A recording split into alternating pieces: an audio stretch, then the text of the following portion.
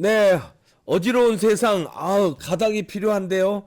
황교안 대표 연결해서 알아봅니다. 안녕하세요. 예, 안녕하십니까. 황교안입니다. 아이고, 이제 뭐 하루 남았는데 예, 하루도 안 남았네요. 내일 오전 11시면은 발표 나올 것 같은데 어떻게 맞습니다. 어떻게 보십니까? 뭐 탄핵은 각하된다라고 저는 봅니다. 네, 뭐 여러 가지 얘기들이 있지만은 네, 그러나 결국은 국민의 힘이 국민의 세력이 결국 승리한다 이런 생각을 하고요. 네, 근데 저는 법조인 아닙니까? 네, 이 탄핵 얘기에 가장 정통한 사람들은 사실 법조인들이거든요. 그렇겠죠. 네, 예, 탄핵 재판이라 하더라도 범죄 재판이라 하더라도 기본적으로 법률적인 기반을 토대로 하는 거니까 네, 정상적인 법조인이 판단하는 결론은 네, 탄핵은 절차가 뭐 너무 잘못됐기 때문에 각하가 될 수밖에 없다. 내용도 뭐 잘못됐으니까 그리 가면 뭐 기각이 되겠지만 또 네, 기본적으로 절차가 너무 잘못되고 네, 수사권도 없는 자들이 수사를 해가지고 지금 여기까지 온 거 아닙니까? 네, 예, 그래서 저는 각하가 돼야 된다. 법조인의 상식적인 판단이다. 네, 이건 뭐 정치적인 개념이 아니고 법조인으로서의 판단으로 봐서는 이거는 뭐 반드시 대통령은 각하되고 국민의 품으로 돌아와야 된다고 생각합니다. 또 그렇게 되리라고 기대합니다. 네. 근데 이제 헌재 재판관 8분도 법조인이잖아요. 아니, 다, 8명이 다 법조인 아닙니까? 예. 법조인이니까 그런 판단을 하겠죠? 근데 이제 요즘 법조가 워낙 법치가 너무 무너져가지고, 네. 법원이 판단하는 거 보십시오. 판사에 따라서 오락가락하고 있지 않습니까? 네. 네, 그래서 너무 법치가 무너져 버렸기 때문에 그렇게 속단을 할 수는 없습니다만은 그러나 두세 명이 무너질 수는 있지만 8명 전체가 무너질 수가 없지요. 예. 저는 그렇게 되는 것이 정상이라고 생각하고 아직도 우리가 정말 무너진 나라가 아니라면 정의가 세워지리라고 생각합니다. 네. 정의가 세워진다. 그럼 각하로 정의가 세워진다. 네. 예, 그게 맞고 예.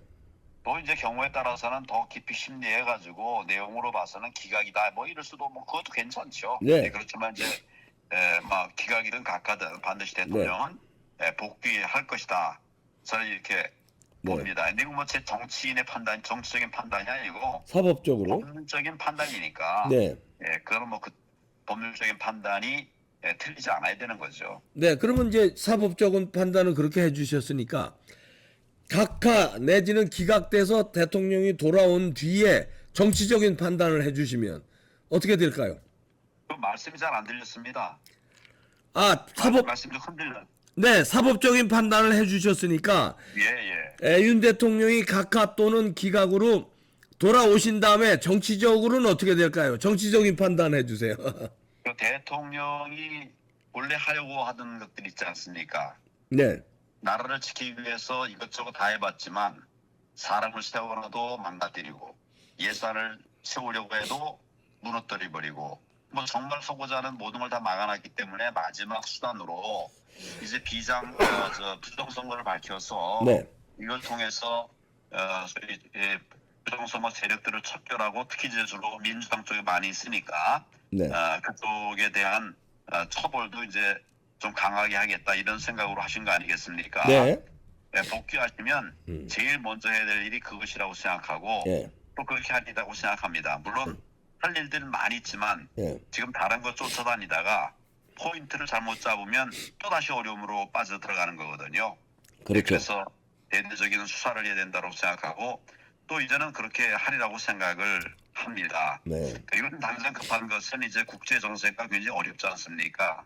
네, 미국이 어떻게 보면 과연 우리의 동맹이냐 이런 걱정이 나올 정도로 뭐 명백한 동맹이고 또 트럼프 대통령이 이제 어떤 전략적인 정책을 쏘고 나가는 것이긴 한데 네, 우려하는 분들이 많이 있으니까 한미 동맹을 공고히 하는 이 일이 우선돼야 될 것 같고 또 이제 지금 동맹 자체가 좀 흔들리는 부분이 있지 않습니까? 네, 이 부분 반드시 나가야 되고 또 가장 중요한 건 우리 민심입니다. 네, 국민들이 너무 살기가 힘들어졌거든요. 네, 근데 뭐 경제 살릴 수 있는 길은 얼마든지 있습니다. 이게 정치적으로 주물럭거리니까 어려워지고 힘들어지고 길이 안 열리는 건데 예. 정말 정치를 정책으로 하면 네. 그러면 뭐 길이 얼마든지 있습니다. 제가 옛날에 고난대행도 경험을 했고 네. 그런 위기 상황 속에서도 경제를 살려내는 길들을 만들어 가서 네. 국민들에게 그나마라도 좀 이제 안위를 갖게 해드렸었거든요. 네. 대통령께서 지금 여러 상황을 보고 그런 판단을 하시리라고 생각합니다. 네. 그 요번에 보궐선거가 이제 끝났는데 그것도 부정선거 의혹이 막 터졌어요. 여러 가지가 또 나왔더구만요. 예, 뭐 자료들이 많이 나왔고 네. 대표적인 것은 봉인지가 엉터리였습니다. 네. 예, 봉인지가 바꿔치는 적이 너무나 명백하고 네. 그것도 광범위하게 저질러졌어요. 네. 우리가 봉인지 문제를 가볍게 생각하는데 봉인이 제대로 안 되면 얼마든지 뜯었다 뺐다 네. 이래가지고 뭐 조작을 얼마든지 할 수 있는 거거든요. 네.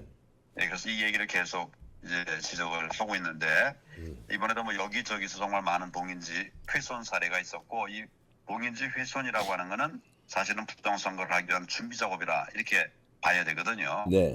이 부분에 관해서 지금 면밀하게 지금 추적을 하고 있고 확인을 하고 있고 이제 그 소위 잘못의 정도까지도 판단해 나가는 과정 중에 있습니다. 네.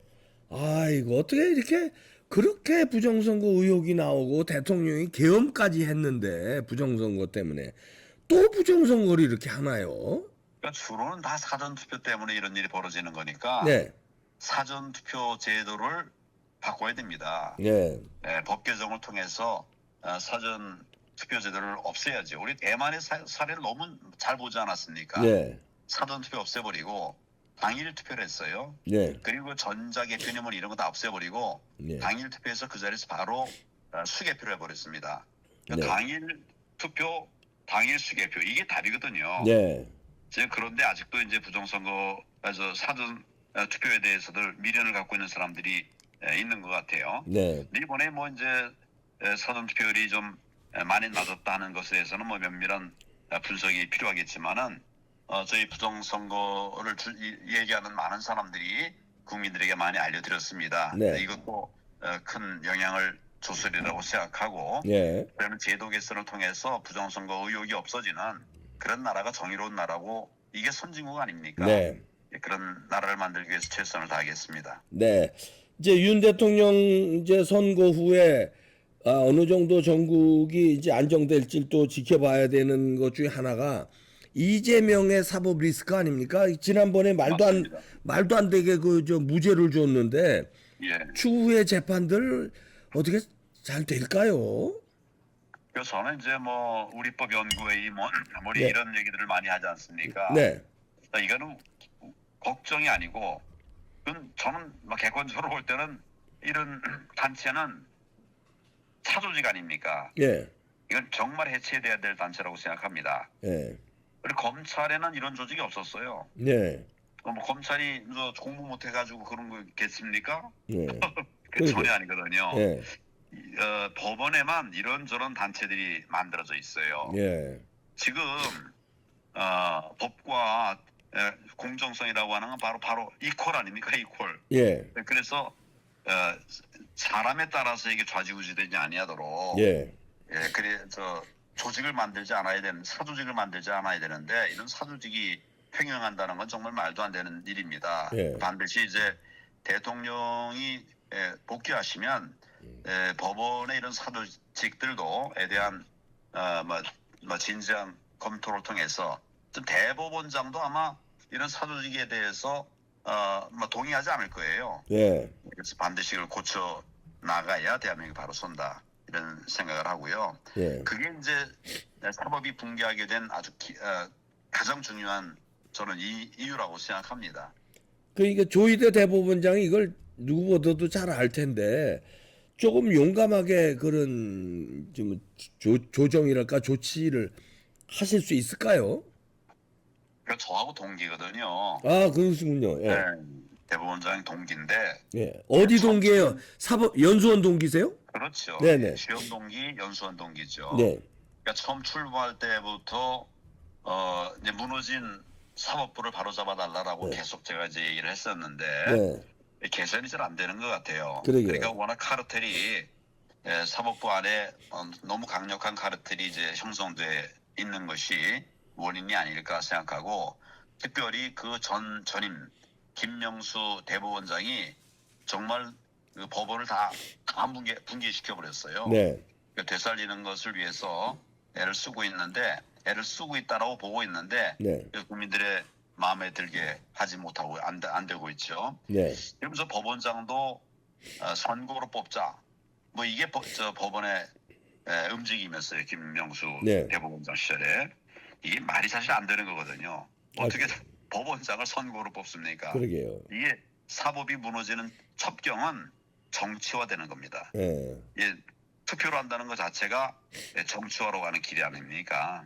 그래서 나는 저도 하여튼 뭐 조희대 대법원장이 좀 잘해주기를 바라고, 언젠가는 또 저도 적절한 목소리를 좀 내도록 그렇게 할 것입니다. 또 동기시니까 예. 뭐 서로 뭐 친하실 거 아니에요. 예, 뭐 그러나 사적인 관계로 얘기를 해서는 안 되고. 아니 그러니까 압박을 좀 넣으셔서 이거 예. 진짜 굉장히 책임이 막중하다. 알겠습니다. 이거 이대로 방치하다간 진짜 큰일 난다고 좀 강하게 압박을 좀 넣어주시길 예, 부탁드립니다. 이게 말로만 사실을 할 일은 아닌 것 같고, 이제 사법부의 전행이라든지 잘못된 행태에 대해서는 저는 사실은 사법적인 대처를 해야 된다고 생각합니다. 예. 이번에 이제 이재명 대표 항소심에서 무죄를 낸 부분, 네. 저는 이거는 고의적인 불법이다 생각합니다. 네. 어떻게 그게 무죄가 됩니까? 그러니까요. 1심에서 뭘 잘못했는데 네. 2심에서 함부로 다 완전히 바뀌어 버립니까? 네. 저는 이런 사법 전행에 대해서는 이제 정말 사법의 잣대로 판단해야 된다고 생각합니다. 저는 그래- 뭐 직무유기나 네. 이런 죄가 된다고 생각해요. 처벌을 해야죠. 그러면. 네, 그러니까. 네. 그래서 제 말은 사법 처리를 해야 된다는 얘기인데, 네. 저는 이 부분에 관해서 사실은 뭐 그동안 그런 선례가 잘 없어요. 네. 법원이 판단하면 법원의 판결을 존중한다고 그랬는데, 예. 그거는 정상적인 판결에 대해서 존중해야지 그렇죠. 불법적인 판결에 대해서 존중하는 거는 말이 안 되는 거거든요. 네.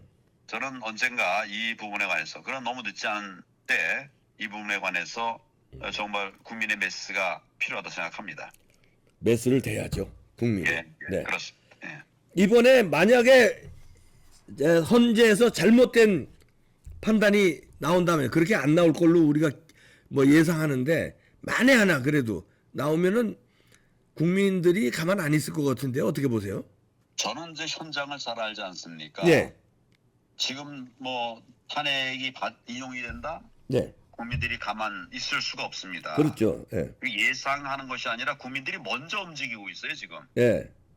뭐 우리 지도자들이 아니라, 지도자들이 말을 따라 하는 게 아니라 국민들이 먼저 움직이고 있습니다. 예, 맞습니다. 우리라고 보면 나서고 있고, 예. 뭐 어떤 분들은 희생도 각오하고 있고, 뭐 이렇게 이제 하거든요. 네. 그래서 이게 무슨 뭐 당이 진정시킬 수 있는 일도 아니고, 또 헌재 결정이 났다고 해서 진정이 될 일도 아닙니다. 예. 그래서 이거는 정말 제대로 된 판결을 내야 된다. 답은 사실은 각하죠. 각하. 예, 각하로 정해졌죠. 각하밖에 답이 없어요. 예. 알겠습니다. 그리고 저는 이제 정상적이라면 예. 헌재 재판관들도 그런 결론을 내리리라고 생각합니다. 네. 본인의 어떤 개인적인 성향 뭐 이런 걸 떠나서 네. 국민의 큰 목소리에 따라오리라는 저는 생각합니다. 네. 아유, 감사합니다. 예. 앞으로도 우리 황교안 대표의 역할이 중요해 보이네요. 예, 나중에 한번 네. 뵙고 네. 좀 회포를 나누십시다. 네. 감사합니다. 예, 고맙습니다. 수고하십시오. 네, 고맙습니다. 예, 수고하셨어요. 각하로 정해졌다. 이렇게 판단하시네요.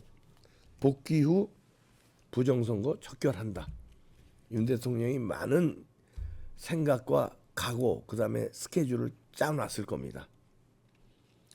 부정선거 척결 안 하면 당신이 한 일, 그러니까 계엄이 이게 정당화가 안 돼요.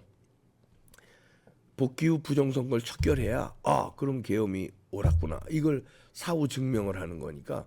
근데 우물우물 뭐 부정선거 뭐 우물우물 지금 그대로 넘어간다 그러면 복귀한 다음에라도 우파 국민들한테도 갸우뚱하게 만들죠. 그럼 개헌 왜 했어?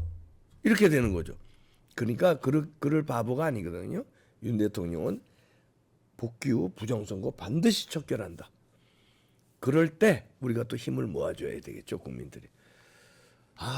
결전의 날 하루도 안 남았는데 이게 안심이 되면서도 또 긴장되네요. 지켜보겠습니다. 마치겠습니다.